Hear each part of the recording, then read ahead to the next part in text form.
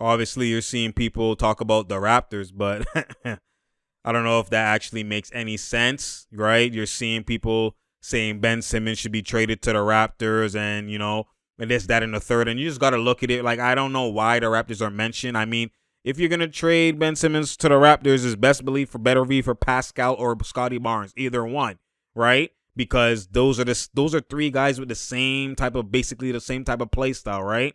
Obviously, Pascal can shoot, and Ben Simmons hasn't shot as well at a shot period, but you know, I think that Ben Simmons in a complete different situation, actually shooting the ball. I think he will do it. I think he will do it, like I said previously.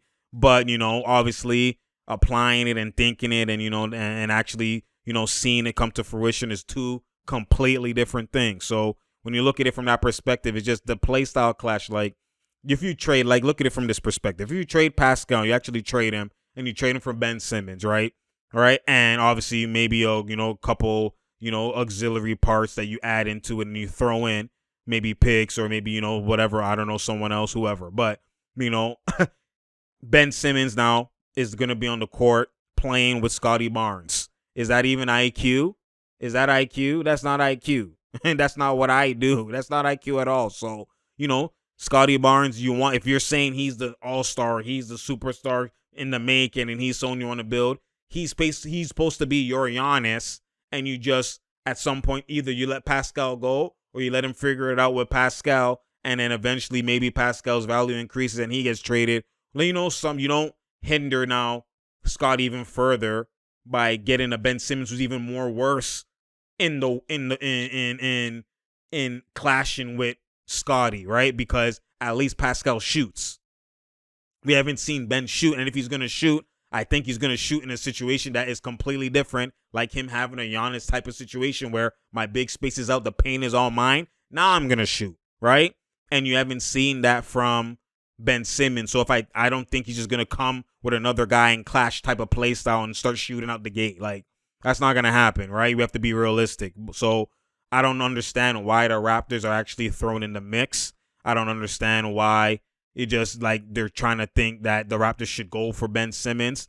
I mean, obviously defensively, he fits perfectly with the Raptors because Raptors need perimeter defense and he can create havoc. And then, imagine Scotty Barnes and Ben Simmons defensively, right? As wings, bigs, right? It's just, that could be reckless, right? That could be vice grip. But at the end of the day, offensively, it's just horrendous fit, horrendous match.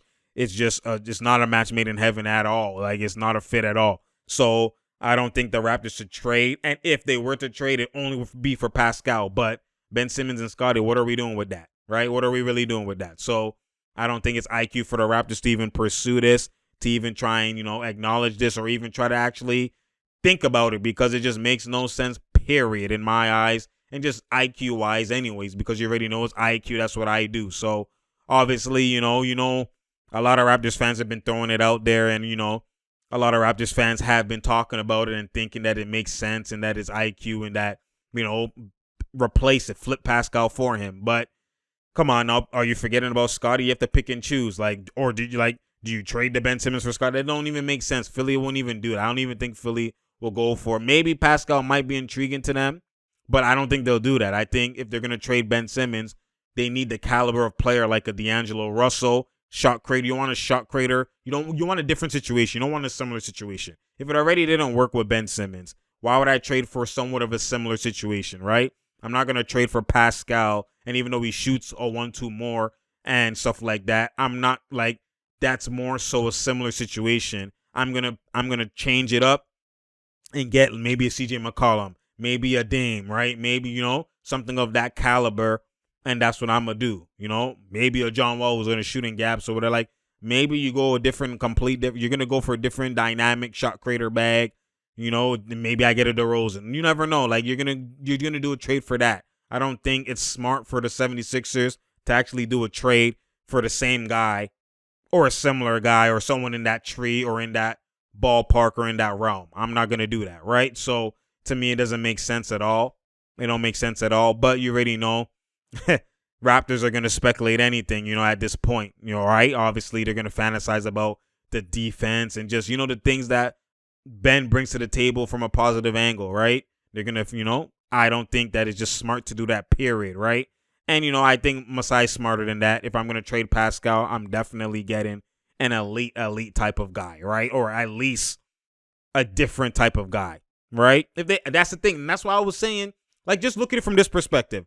Imagine they drafted Suggs, right? And even if it wasn't Suggs, Kuminga, a wing, athletic wing who has shot creating potential or capabilities, or, just a scoring bag type of art, like Book Knight, whoever. You know what I mean? Whoever you draft, like, just show me up, you know what I mean? If you want to go with length, maybe Kuminga, and you didn't get Barnes. Now it makes it more appealing and makes more sense for you to actually trade or try to attract Philadelphia to take Pascal and you take Ben Simmons and flip them in somewhat, right? That would actually make more sense because now you don't have that another guy in that same place that they have to worry about. Pascal's the only guy that's similar to Ben that you worry about, and we flipping them. And you've seen how it pretty much worked with Pascal. It's not like it's not going to work at all with Ben Simmons. You're going to have to paint more so. Ken Birch, obviously, you make him want to shoot more. Ken Birch does shoot mid-range and whatever, but, like, you still have Boucher who shoots the 3 OD, right? You still have, like, a shooting type of big.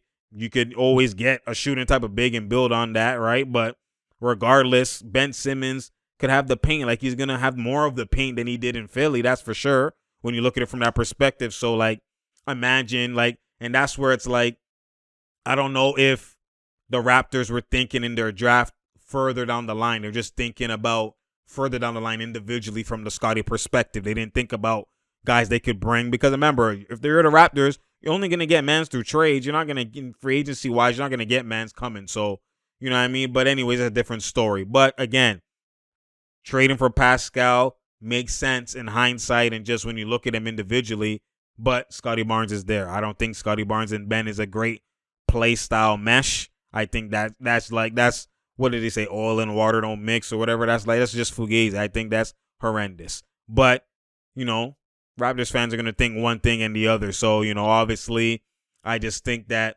if you're going to trade Pascal from the Raptors end, you're going to look for something else, right? You're going to look for something else. Maybe a CJ McCollum. Maybe, you're going to trade for something else. You're not going to, this whole, trade that they're talking about from Ben Simmons, I don't like it.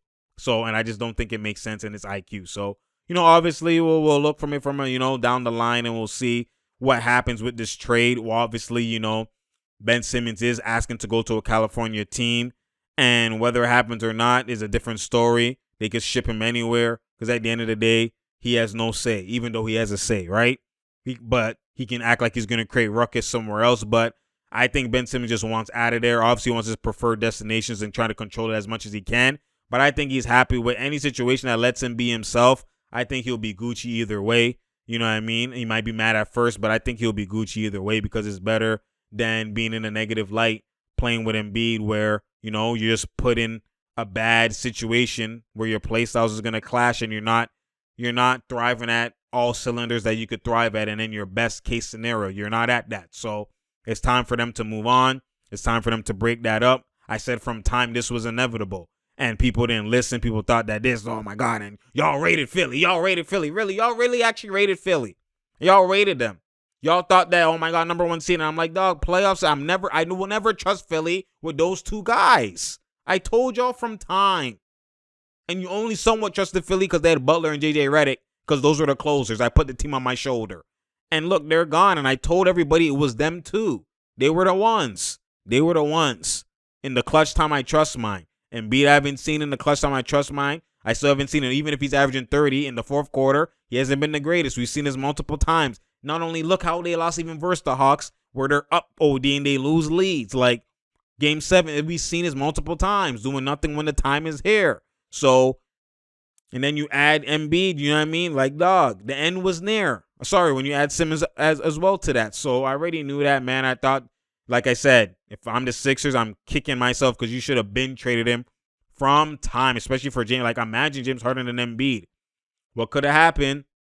Now he's in Brooklyn, with a dynamic trio, dog, a big three, elite big three, and they're going for it. So, it's funny how things happen and how things transpire. I guess everything happens for a reason, you know what I mean? So, I don't know. But, obviously at some point, the Sixers are gonna have to evaluate and gonna have to pull the trigger. We don't know who it's gonna be on.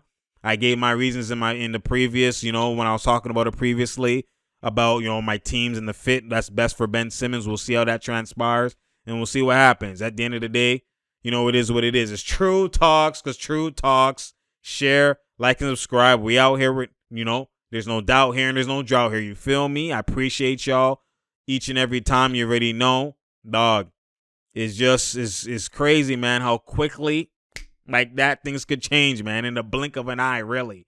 In a blink of an eye. If they win Game 7 and they go to the conference finals, and even if they lose to the Milwaukee Bucks, it's a different discussion we're having.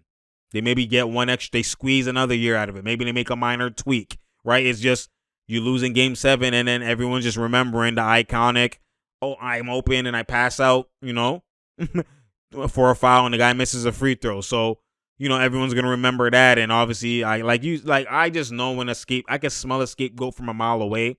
I know a scapegoat when I see one, and obviously that's what we're dealing with. But people are going to find their way to just, hate on somebody and just, even if it's unfair, even if it's irrational, even if it's no IQ, they're going to find a way to do it.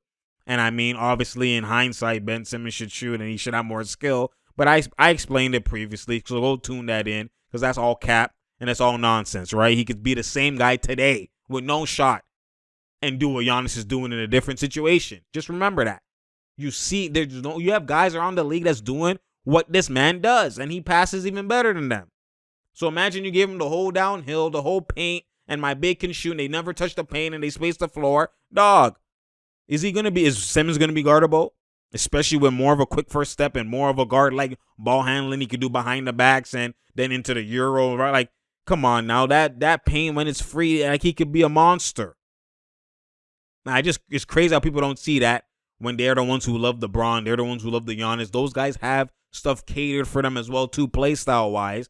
Even though LeBron can shoot and Giannis can shoot better than Ben Simmons can, we haven't seen Ben Simmons shoot.